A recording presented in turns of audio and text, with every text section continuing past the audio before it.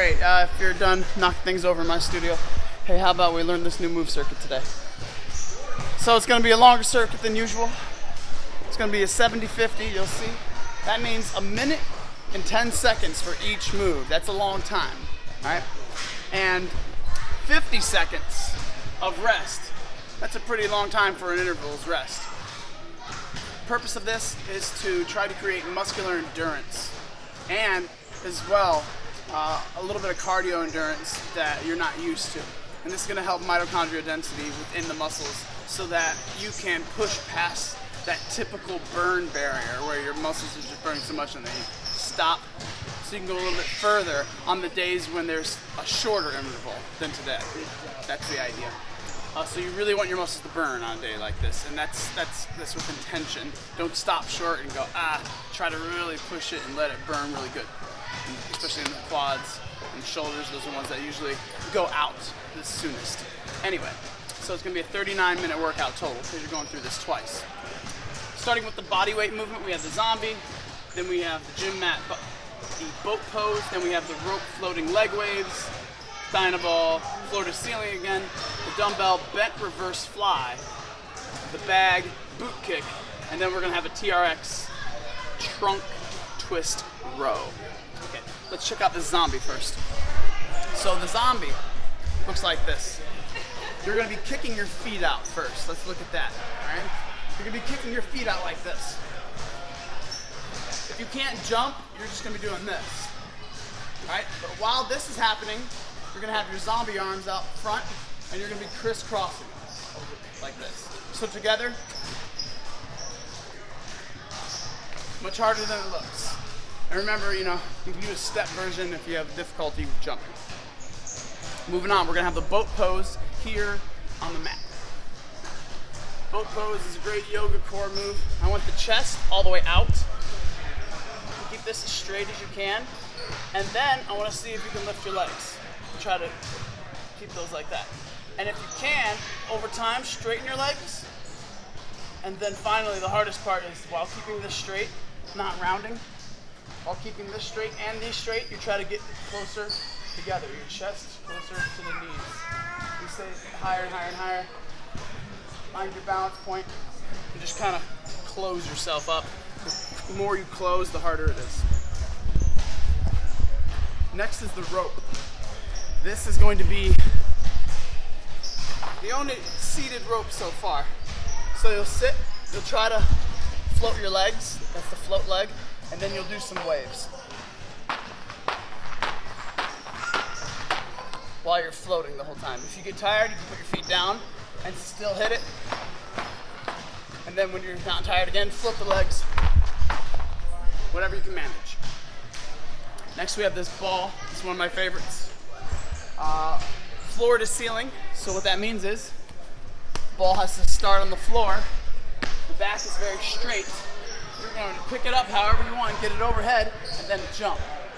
If you have problems with jumping, you don't have to jump, but you at least have to try to get this ball as close to the ceiling as you can manage. I'm knocking my hat off. I don't need this hat anyway. All right, so that's the Dynaball move today. Moving on to the dumbbell move. You'll come over to the dumbbell area. You'll grab yourself very light dumbbells. I'm talking 4s to start off, right over here. Okay. Maybe heavier if somehow you feel that this is easy, which I doubt it will be. All right. Your back is gonna be straight. You're gonna be bent over until these are below your knees. Then you're gonna take your arms and you're gonna put them straight out. That's the reverse fly. Don't bring them together. I don't want you swinging them up.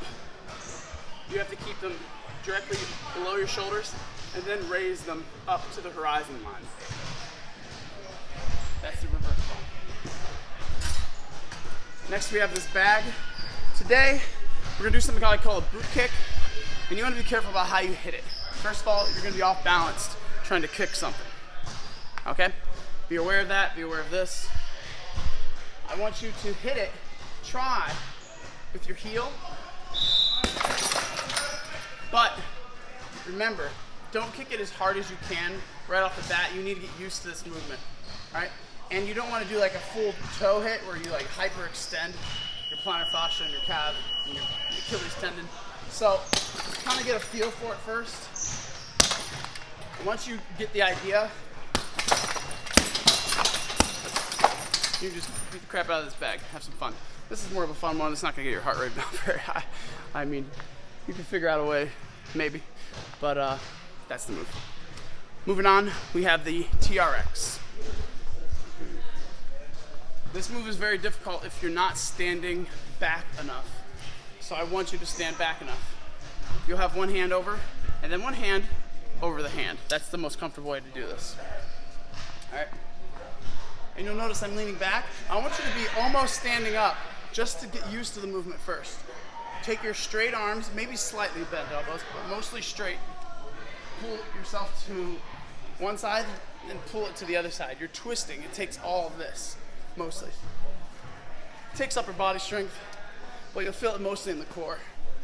And once you get it, you can make it harder by bringing your feet closer to the station. And don't just let yourself fall back into it and then fall. Try to keep constant tension on the TRX. That's just gonna hit everything you want with time under tension in order to break down more muscle. Because remember, especially on a day like this, a whole minute in 10 seconds, you wanna feel a burn. And as you feel that burn, you can't go anymore, walk your feet back. Because walking your feet back on the TRX makes it easier. And then you can keep going without stopping because you want to create constant burn, building up once again that mitochondrial density. Yeah, now the 3 machines, which we know are all for a minute and 10 seconds. So that's going to be quite a pace. Remember, you wouldn't go as hard on a minute and a half as you would on a 50-second. Okay, you'll go a little bit slower, so that you can preserve your energy a little bit. But do not stop. All right, that's all I got, guys. Thanks.